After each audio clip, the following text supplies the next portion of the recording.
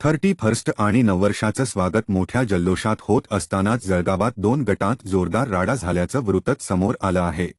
जळगावातील पाळधी गावात झालेला हा वाद इतका वाढला की जाळपोळ सुद्धा झाली। वाहन, दुकानांची जाळपोळ करण्यात आली।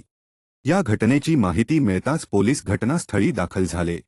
पाळधी गावात मोठा पोलीस बंदोबस्त तैनात करण्यात आला असून संचारबंदी सुद्धा लागू करण्यात आली आहे।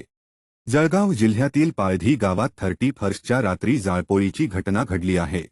मिळालेल्या प्राथमिक माहितीनुसार मंत्री गुलाबराव पाटील यांच्या कुटुंबियांची गाडी गावातून जात असताना चालकाने हॉर्न वाजवला, तसेच कारचा कट लागला। याच कारणावरून वाद सुरू झाला। पाळधी गावातील काही तरुण आणि शिवसेनेच्या कार्यकर्त्यांमध्ये वादावादी झाली। हा वाद वाढला आणि जोरदार राडा झाला। यावेळी काही समाजकंटकांनी वाहन आणि दुकानांची जाळपोळ सुरू केली। जाळपोळ केल्यावर आरोपींनी घटनास्थळावरून पळ काढला। या घटनेची माहिती मिळताच पोलीस घटनास्थळी दाखल झाले। वाहन आणि दुकानांना लागलेली आग विझवण्यात आली। पोलिसांनी आरोपींची धरपकड सुरू केली असून अधिक तपास करत आहेत।